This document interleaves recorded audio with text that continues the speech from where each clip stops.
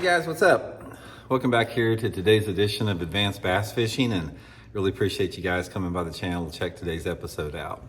Guys, today I want to have a comprehensive discussion. We're going to have a talk on deep crankbait fishing, how to fish deep crankbaits, when they work, situations. We're just going to cover everything in there as far as the equipment you throw it, type of areas, because deep cranking is a really good technique all year long. You can catch bass on a deep diving crankbait 12 months out of the year.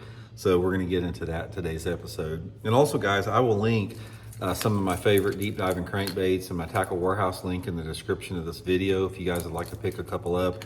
There's two primary ones I really like a lot. I've caught more fish on these two than any one, so I'll put those in the description of the video. And also, guys, real quick, anybody interested in booking an on-the-water lesson with me, you can do that by going to my Facebook page, Randy Blaukat Professional Angler. Just shoot me a private message. And one final thing, please swing by and check out my lake map breakdowns that I make for Fish the Moment. If you guys want to get some good fishing spots or new fishing spots on your favorite lake or a lake you've never seen before, this is a good resource for it.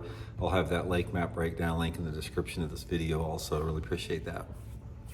Okay, the deep cranking, guys, is something you don't hear near as much about. It was a big deal back in the 90s and 2000s pretty much. A lot of people deep cranked, but with the advent of technology and different lure categories, that a lot of it got replaced. I mean, you see a lot of people that normally used to deep crank, they now fish like big swim baits deep, those big giant flutter spoons, the big hair jigs, football head jigs.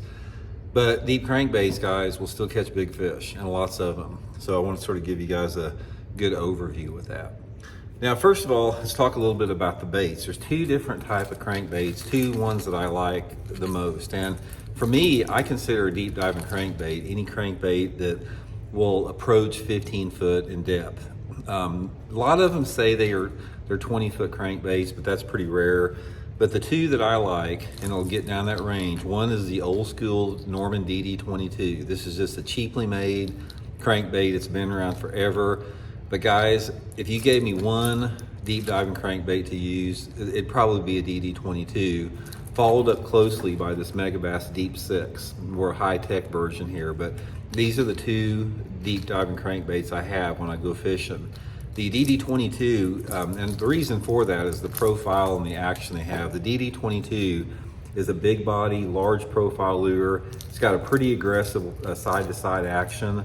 And the Deep 6 is a little bit more of a slender profile and has a little bit tighter action. So sometimes the fish want the tighter action, sometimes they want the wider action. So therefore, that's why I have both of them. And also, there's two primary color patterns I use with my deep diving crankbaits that you need. You need some type of bright chartreuse, blueback is my favorite. You need this right here for a little bit more off-colored water, or on low light days, rainy, cloudy days. This is gonna work really good, or early in the morning. And then you want some type of a shad pattern for a little bit cleaner water, brighter sunlight conditions, more high light intensity. So these are the two color patterns and the two crankbaits that I use the most. Now, both of these, I fish them on 12 to 15 pound test Seaguar and Vizex line, and I use a long rod. I use that Megabass 7-foot 11-inch launcher rod. I'll link all that stuff in the description too.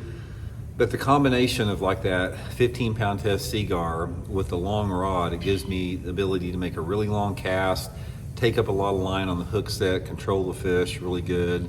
That's just the way I like it. And guys, finally, as far as the technique goes, when you're fishing a big deep diving crankbait, make sure that your rod tip is pointed straight at your lure when you reel it in like this. Don't come like where your rod tip is at an angle where your rod's bending where you're reeling it.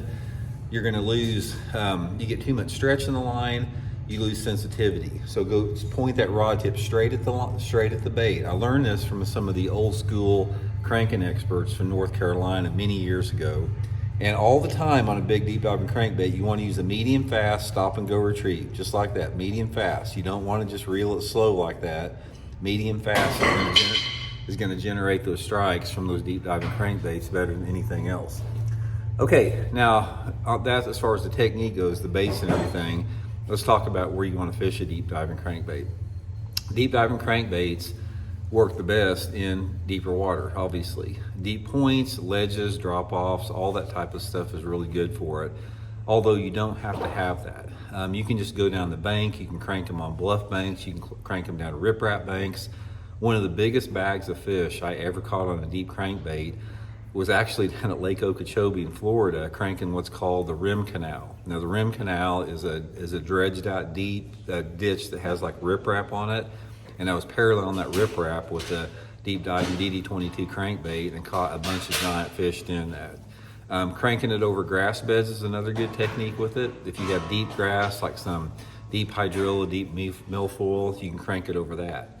And also guys, don't hesitate throwing a deep diving crankbait in a little bit shallower water, because one really good sort of hidden technique a lot of people don't know about is taking a big deep diving crankbait like this Dd22 and throwing it up in 3 or 4 or 5 foot of water and making it just root around and dig the bottom. I've got a friend of mine that does this down at Grand Lake in Oklahoma a lot. He'll put a Dd22 like on 20-pound line, and he'll throw it in 3 or 4 foot of water, like where people would throw a square bill.